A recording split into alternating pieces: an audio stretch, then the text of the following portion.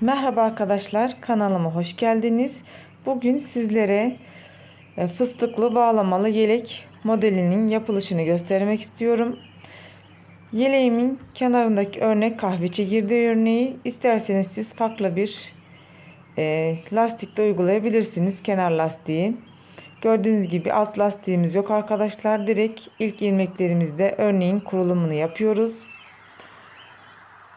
Biraz daha sizlere şöyle yakından göstereyim. Gerçekten çok güzel bir örnek arkadaşlar. Örmesi de bir o kadar da kolay. Yani duruşu zor örnek gibi gözükse de aslında kolay bir örnek arkadaşlar. İsterseniz hemen örneğimizin yapılışına geçmek istiyorum. Ben burada ilk örneğim için ilmek sayılarımı aldım. Yani sizlere şöyle göstereyim. Şu kısımla bu kısım arkadaşlar, örneğin buradaki örneklerin yapılışını anlatacağım sizlere. Siz de ona göre diğer ilmekleri de ekleyebilirsiniz. Biraz şöyle yukarı alayım.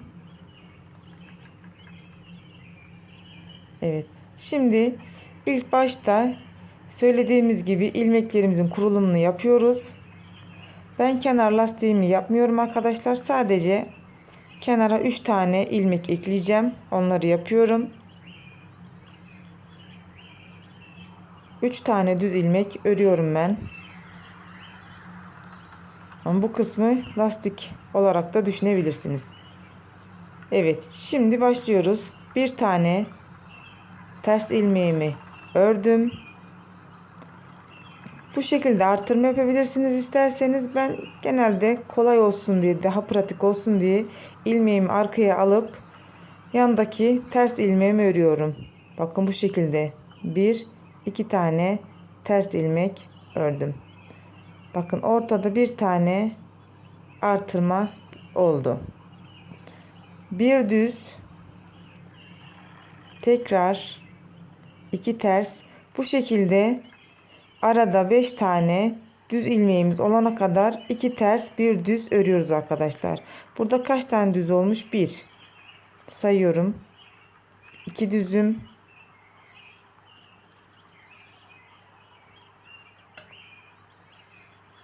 üçüncü düzüm,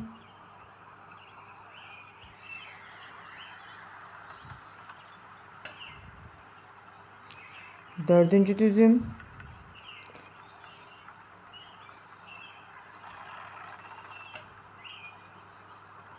ve beşinci düzüm. Yine tekrar kenara iki tane ters ilmeğimi örüyorum. Burada yine artırma yapacağım arkadaşlar. İpimi arkaya aldım. Bir tane ters ördüm. Tekrar bir artırdım. Buradaki söylemiştim sizlere.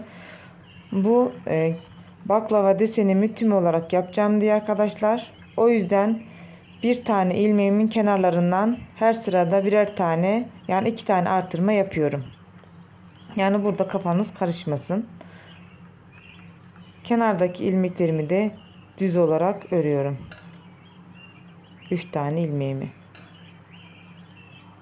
Siz de arkadaşlar bir şey daha söyleyeyim. Burada biraz dikme payı için 2 tane ya da 3 tane ilmek fazla yaparsanız yeleğiniz için daha iyi olur arkadaşlar. Hem örneğimiz kaybolmaz, hem de kenarlardaki ilmeklerden açılma olmaz. Şimdi birinci sıramızın arka yüzündeyiz. Buradaki arkadaşlar bütün ilmeklerimi, yani ana örneğindeki ilmeklerimi arka yüzünde olduğu gibi örüyorum. Sadece buradaki ile buradaki baklava desenlerimin ilmeklerini hem ön yüzde ters hem de arka yüzde ters olarak örüyorum. Bunu da unutmayalım. Kenar ilmeklerimi aldım 3 tane. Bakın 1 2 3 tane ilmeğim var. Bunları da ters olarak örüyorum.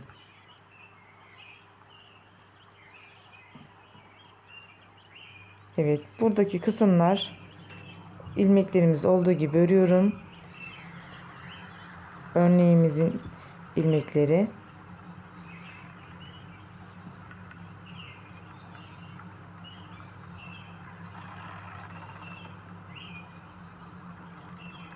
İlk sırada biraz düz mü ters mi tam göremiyorum. Kusura bakmayın. Bazen şaşırıyorum.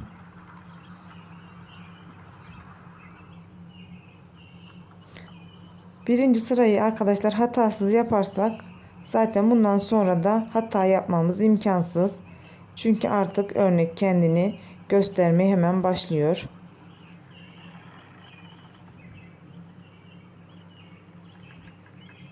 Buradaki de yarım baklavamızın ilmekleri, 2 tane ters. Diğer kenar ilmeklerimi de 3 tane kenar ilmeğim vardı. Onları da ters olarak ördüm.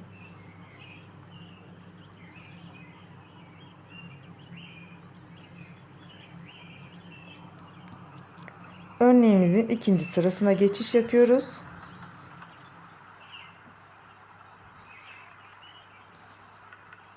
Kenar ilmeklerimi hemen örüyorum. Burada bir tane ters ilmeğim vardı.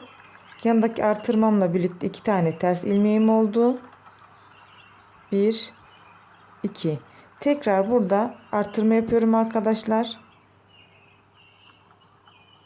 Bakın kendiliğinden ilmeğim artırılmış oldu. 2 ters, bir düz olarak devam ediyoruz. Burada toplam ortada 17 tane ilmeğimiz olacak arkadaşlar. Örneğimizin ilmek sayısı. Genelde bazı örneklerde 6 tane oluyor ama ben tercih etmedim. Çünkü orta kısımlarda yeleğimizde toplanma oluyor arkadaşlar. Bu bağlama şekillerinde. Ve de hoş durmuyor. O yüzden ben 5 tane olarak tercih ettim çizgimizi.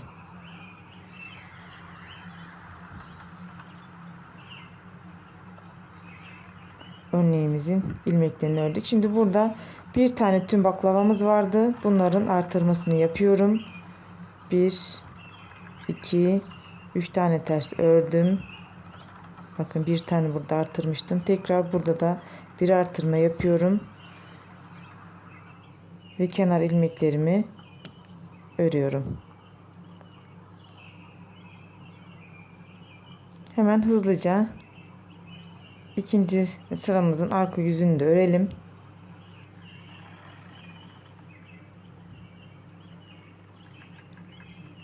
Zaten ikinci sıramızda da örneğimizin yapılışını anladıysanız arkadaşlar bu sıradan sonra da yapması oldukça kolay ve basit.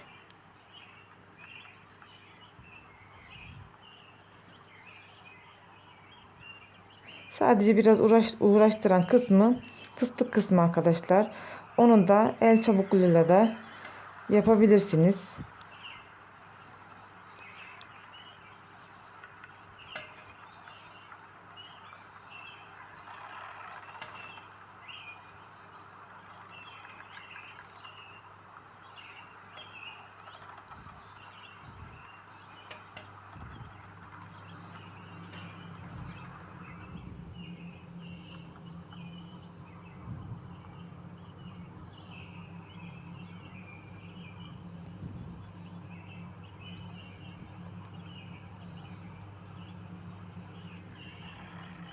Evet, ikinci sıramızı da bitirdik.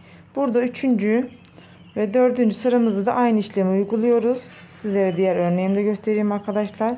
Bakın 1 2 3 4 tane, yani dördüncü sırada da artırma yapıyoruz ve beşinci sırada fıstığımızın modelini buraya koyuyoruz arkadaşlar. Ve ben sizleri beşinci sırada videoma devam etmek istiyorum. Evet arkadaşlar, modelimizin bakın 1 2 3 4 tane artırma yaptıktan sonra 5. sırasındayız. 5. sırasında fıstık modelimizin kurulumu var. Şimdi onu sizlere göstereceğim. Kenar ilmeğimi alıyorum. Burada bakın yarım baklava modelim var. 2 4 5 tane ilmeğim olmuş burada. Burada 3 tanesini örüyorum. 1 2 3 3 tane ters ördüm. Buradaki 1 2 tane şöyle biraz ilmeğimi bollaştırayım. İkisini ters olarak alıyorum. Ters ilmek alır gibi ikisini birlikte aldım. Bu şekilde. Kenardaki iki ters ilmeğimi örüyorum. Örneğimin bir düz, iki ters. Yani şöyle sayalım. Bu baklava kısmından sonra 2, 3, 4, 5, 6, 7, 8, 9, 10, 11, 12, 13, 14, 15. 15 tane ilmeğimi ördüm. Bakın burada 2 tane kenarda ters ilmeğim kaldı. Burada bir tane tığ alıyoruz arkadaşlar. Tığım 5 numara. Ben bu tığı lif iplerinde kullanıyorum arkadaşlar. Yani nasıl söyleyeyim size, hani tığ işi yeleklerde kullandığınız ya da liflerde kullandığınız tığ numarası olabilir. Buradaki öndeki ters ilmeğimin hemen altındaki yerden bir tane bu şekilde bir ilmek çıkartıyorum. Şişlerimin arkasındakisini geçiriyorum arkadaşlar. Siz ipinizin kalınlığına göre fıstığınızı yapabilirsiniz. Yani ben normalde bunu 6 defa çektim. Bakalım kalın ipimde ne kadar duracak. 1 2 3 4 5, bir tane daha yapabilirim. Evet. 6. Fıstığımızın bozulmaması için arkadaşlar burada sabitleme işlemi yapıyoruz. Bakın ipimi bu şekilde tutuyorum. Elimde buradan bu şekilde alıp bakın tuttuğum kenardaki ip arasından ilmeğimi çıkartıyorum ve bu şekilde çekiyorum. Bir tane daha böyle yapabilirsiniz. Bir zincir çekebilirsiniz. Bu şekilde yaptığınız zaman arkadaşlar hiçbir şekilde fıstıklarımızda bozulma olmuyor. Bunu da söyleyeyim sizlere. Tekrar tığımı aldım. Bakın buradaki ilk başta ördüğümüz 2 tane ters ilmeğimiz vardı. Yine ikinci ters ilmeğimi, yani bir düzün yanındaki ters ilmeğimden fıstığımın ipini bu şekilde çekiyorum. Evet, şimdi şişimize buradan ilmeğimi takıyorum.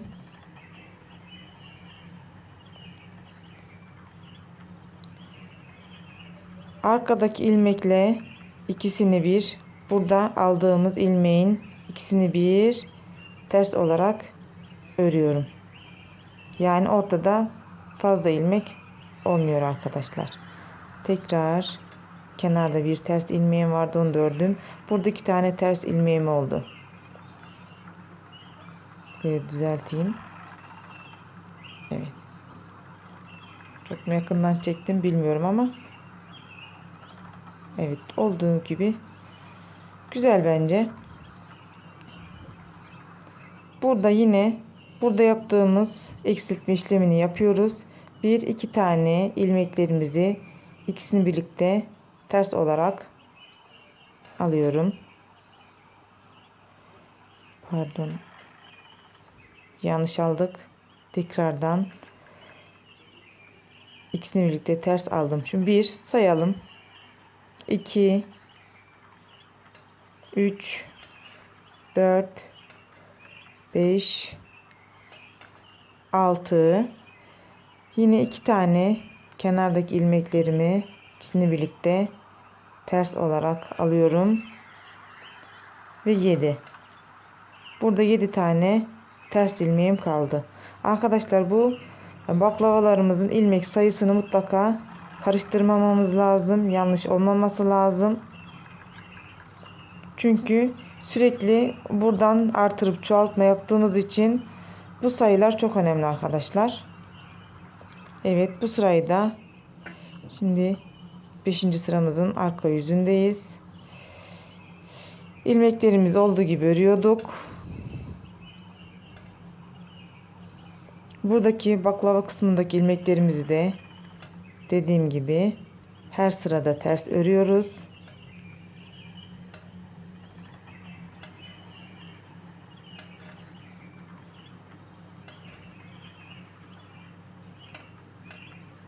Burada modelimize geldik.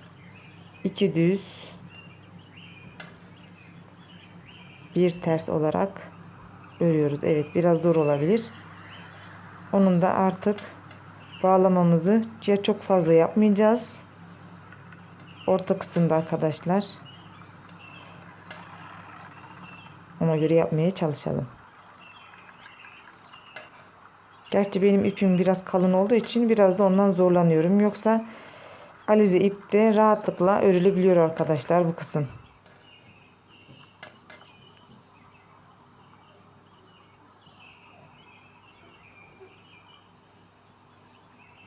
Evet, 2 düz 2 ters olarak örneğimizi ördük.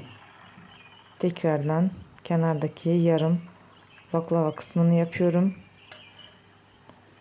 3 tane de kenar ilmeğim var. Bir tanesi çıktı.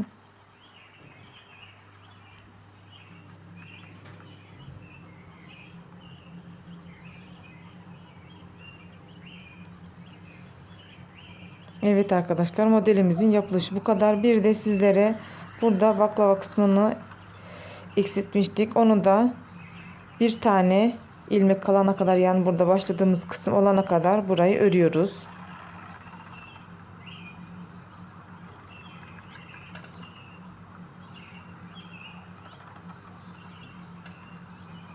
Bir, iki tane ters ilmek ördüm.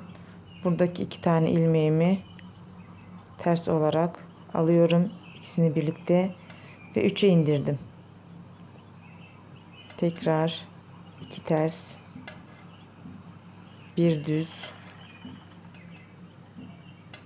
2 ters, bir düz olarak burayı da örüyorum.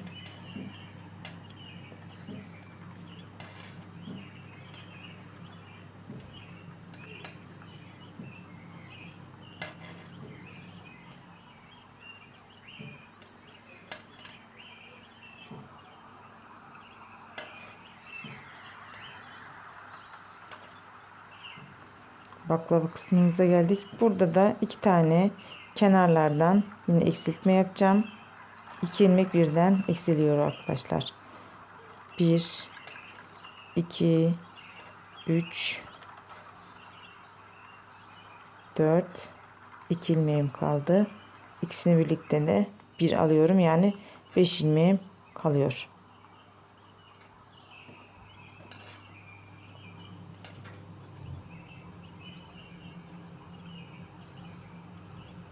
Bu şekilde bir tane ilmek olana kadar eksiltmemizi yapıyoruz arkadaşlar. 8. ve son sıramızdayız arkadaşlar.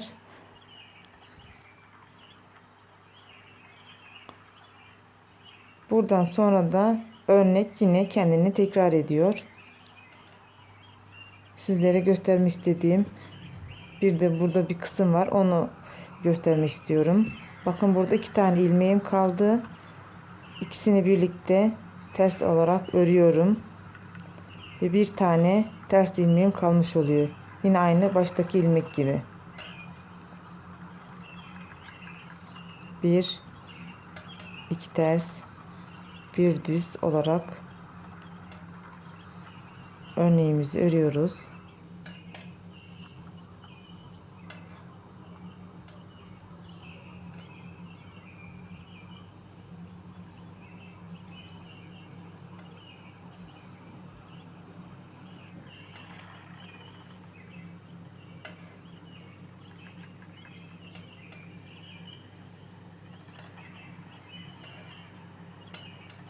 Kenardaki 2 tane ters ilmeğimi ördüm.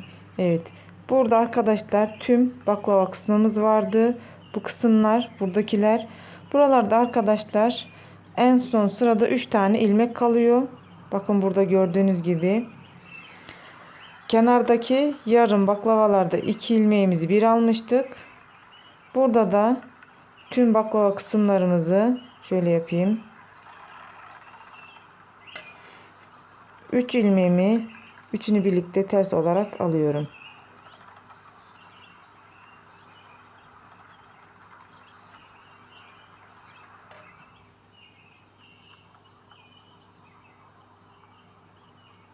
Bakın burada da bir tane ters ilmeğim oldu. Bu şekilde arkadaşlar, bu kısmı asla unutmayalım ve de karıştırmayalım arkadaşlar. 8. sıramızdan sonra arkadaşlar 9. sırada burada yaptığımız işlemin aynısını tekrarlıyoruz, yani buraya kadar geldik. Şimdi tekrar buraya kadar geliyoruz. 4 tane artırma yapacağız tekrardan ve nasıl söyleyeyim sizlere, 8 sıradan sonra tekrar 1 2 3 4 deyip 5. sırada fıstığımızı yapabiliriz arkadaşlar. Her baklava bitiminden sonra 5. sırada fıstıklarımızı yapıyoruz. Evet, örneğimizin yapılışı bu kadardı arkadaşlar. Hem videomu kısa tutmak istedim hem de anlaşılır bir şekilde örneğimi anlatmak istedim. Umarım herkes anlamıştır. Videomuzun da sonuna geldik. Başka bir videoda görüşmek üzere. Kanalıma abone olmayı ve beğenmeyi unutmayın lütfen. Şimdilik benden bu kadar. Hoşça kalın.